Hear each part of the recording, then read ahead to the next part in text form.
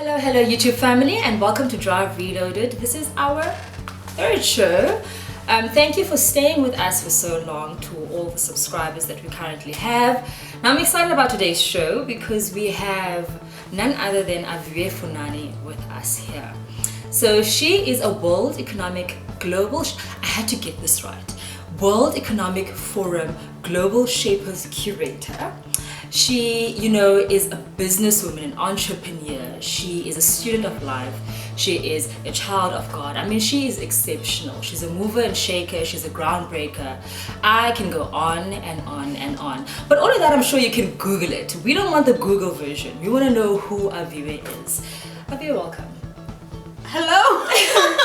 What does one say after that? Thank you. That's the reality of who you are. I mean, you just spend your days going through life doing great things, and you don't realize what an impact you've actually made.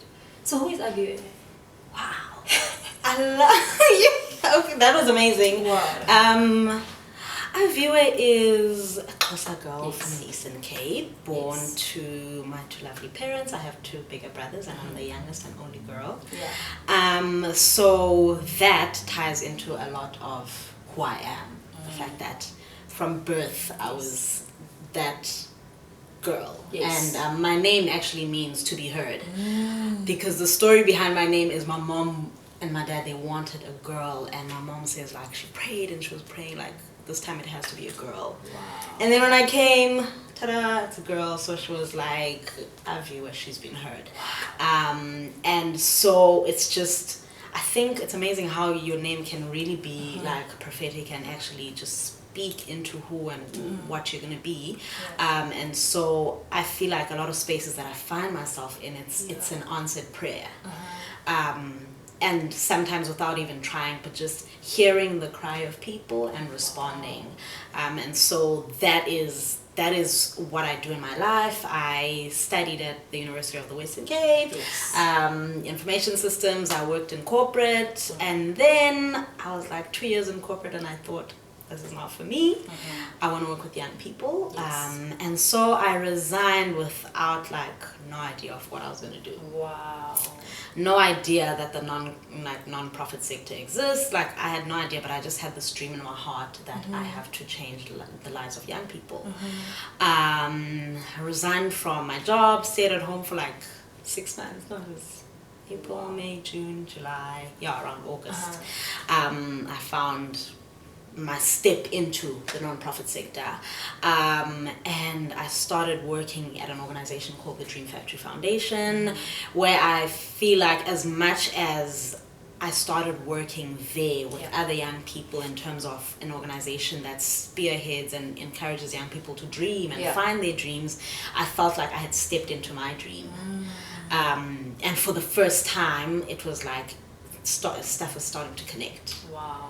And then, so from there, it's just been all systems go. I felt like, you know what, if this can happen, and my dream has always been, I need to work with young people. It was like, anything is possible. After this, I can go anywhere, I can do anything, I can be free and speak my mind, and be free to also believe. Because I think sometimes if we've never seen something, it's hard for us to comprehend that it's possible, it exists. And so that's who I am. I'm a believer, and I want to encourage hope in other people. And I want other people to live a life that it has a sense of purpose and a sense of destiny and a sense of knowing that there's so much more to every one of us. Yeah, amazing. Aviwe, I feel like for as long as I've known you, you've always been an intentional person. And even in your intentionalness, hashtag, you have sort of maintained a sense of drive and passion.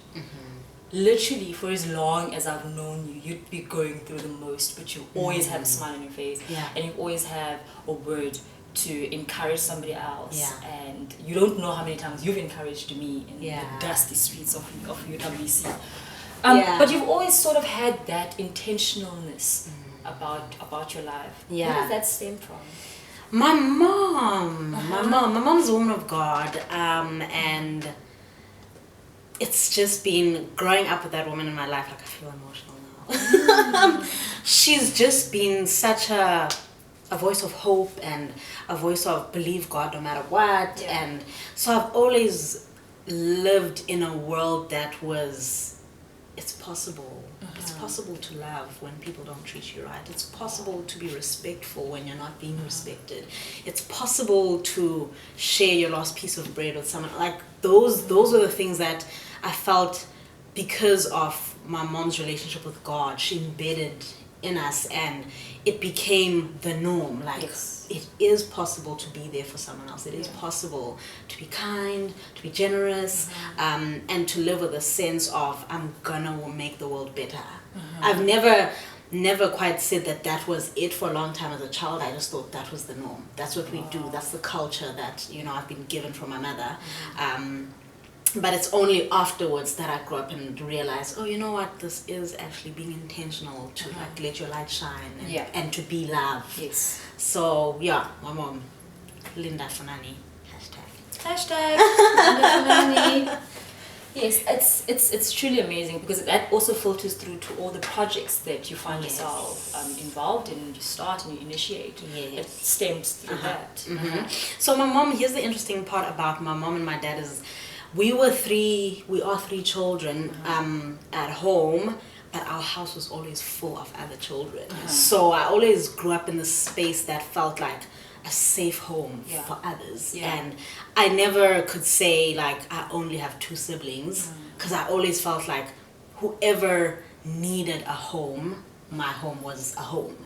And so it was normal that my parents, like my mom was part of like Girl Scouts and guides, and so she was always doing like projects and cleaning up, picking up papers in the town with young people, bringing people over to our house. Or my dad would bring someone over that was struggling at home and bring them from the villages, and they'd come stay with us. So that was the stuff that I was like, oh, okay, that possibility of generosity. Even if it's you don't have much, but that generosity is normal. And so when I started doing the work that I'm doing, I was like, oh gosh, Mom, I'm actually doing what you guys have been doing all our lives. And it's actually so fulfilling. And when you realize it, like, oh, you know what, my parents weren't just doing this just for the fun of it, but there's a cry in the world. People are hurting, people are just exposed to some of the worst experiences, and we can't turn a blind eye. And I only realize it now that I've grown up, like, so my parents were, like, as you said, intentional. They were being intentional that if I have, I'm not going to let someone suffer another minute longer. I'm going to intervene and do something. So that also drives the work that I do, the projects that I do. I've always said, like, I want to at least one person, one person's life, because you don't know what is in that one person. That one person could be your Bill Gates in a crowd.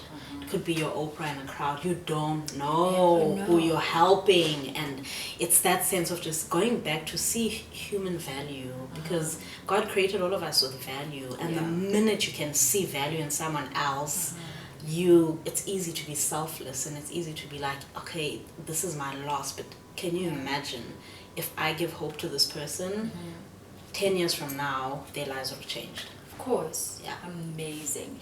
And what does it mean for you to grow up as or what does it mean to be a young Black South African? You know, young female in South Africa today, and living in South Africa as a young Black female? I feel like there's a torch that's being shined on us right now, and it's just it's the hour of possibility. We were talking about Cindy Trim earlier, and she likes to say, like, it's your finest hour.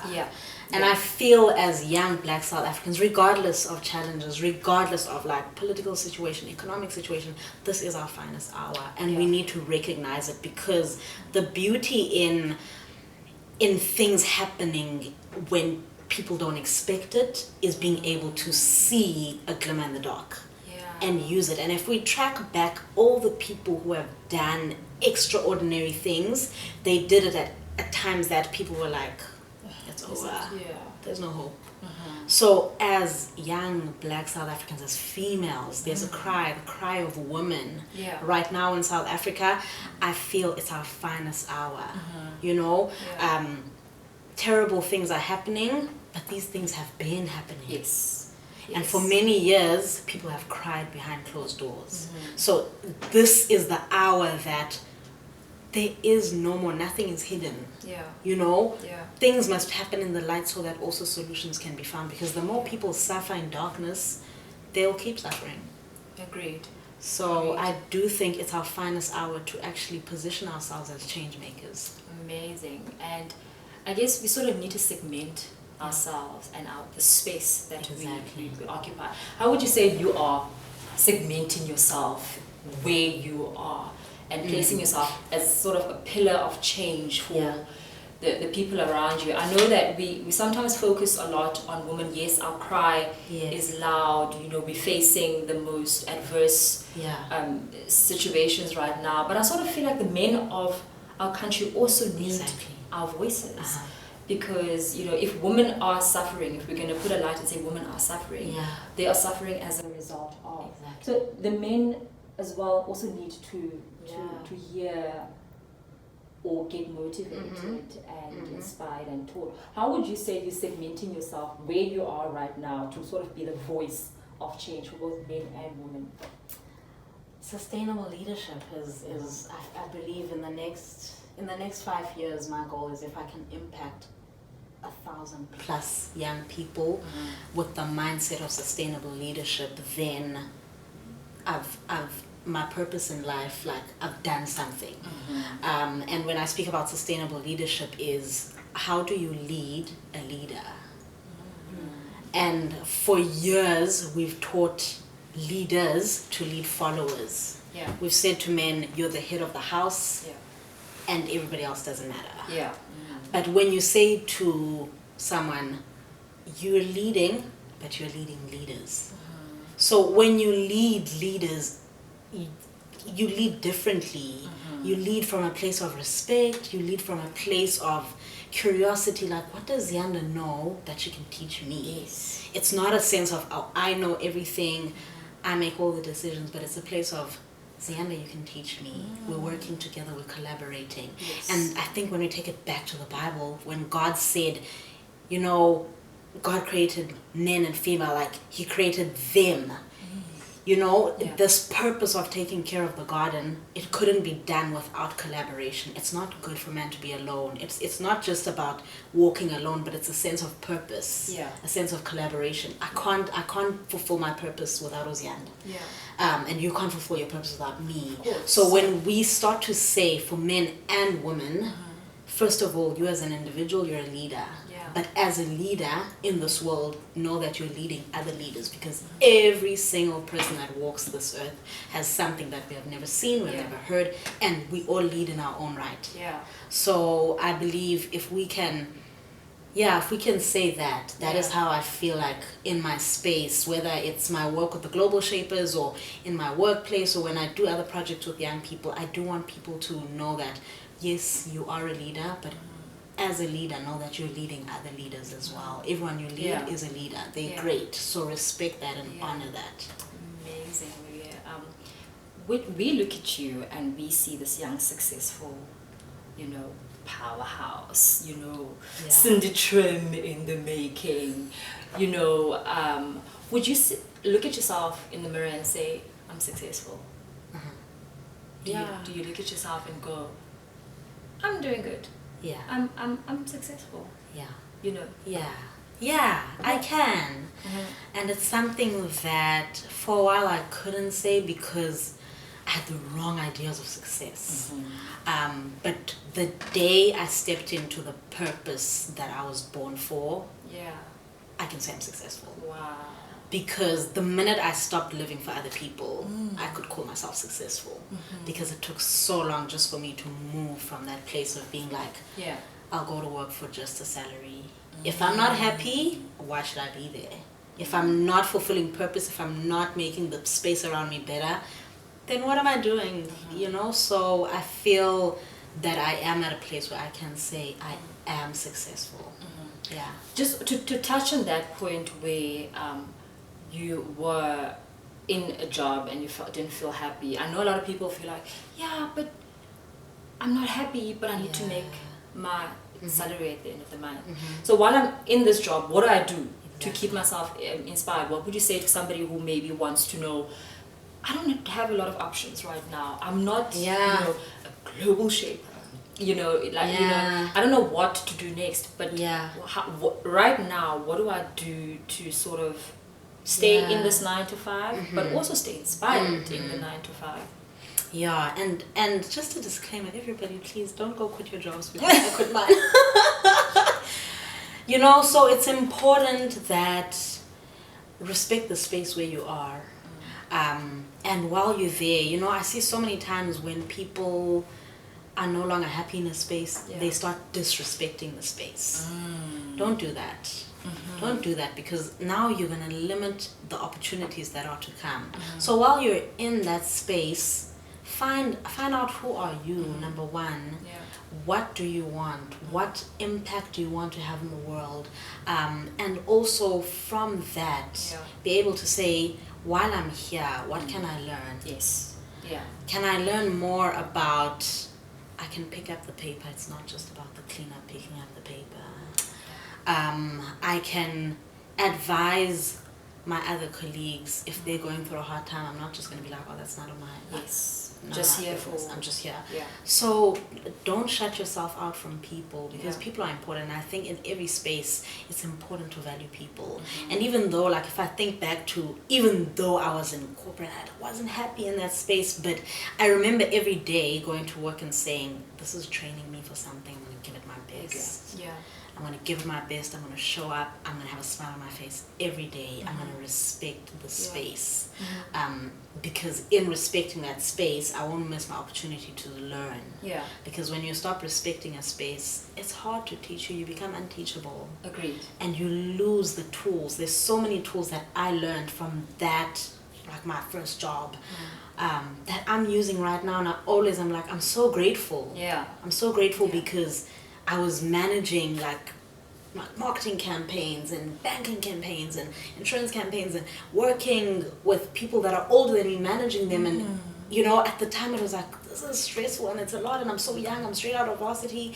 But now I'm like, this was actually training me. If I hadn't actually taken that seriously and given it my best and asked the right questions, and follow up and read and try to educate myself. So use your time wisely. Don't waste your time.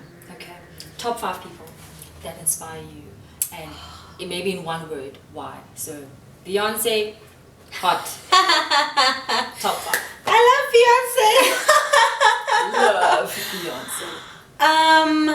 Beyonce. Beyonce, her work ethic. Oprah Winfrey, perseverance. Wow. Tulima Tonzela, integrity. Winnie Mandela. No, Mama Winnie. Oh my gosh. Can't sum it up. Right. Authenticity. Authenticity, and then I know I just mentioned all the females. Can I answer the next one for you? Yes. Your mom and your I was about to say my parents. So that's 6. My parents. And my parents, because they gave me permission to be myself. Amazing. Last question. What would you say to yourself 15 years ago? What would you say to that Aviwe who needs to hear what this Aviwe knows and has? 15-year-old me,